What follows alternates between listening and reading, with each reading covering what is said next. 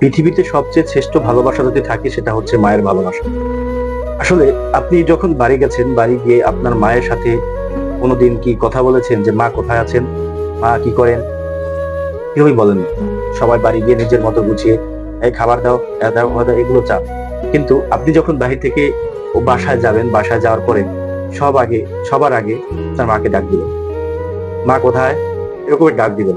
দেখবেন আপনার মনও ভালো লাগবে এবং আপনার মাও ইশারায় ডাক দিবে বা আপনার ডাকে সেও সাড়া দিবে।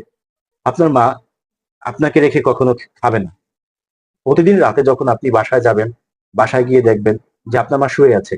আর বলবে, "আমি খাইছি, তুই খেয়ে নে।" কারণ সে খায় নাই। না খায় মিথ্যা কথা বলতেছে। কারণ সে যদি খায় তাহলে আপনি যে খাবেন ওই তরকারি বা ওই ভাত থাকবে না। সে যদি খায়। এজন্য সে না খেয়ে আপনার জন্য রেখে দিয়ে সে এক গ্লাস পানি খেয়ে শুয়ে আছে। বুঝতে পারছেন? এটাই হচ্ছে মা।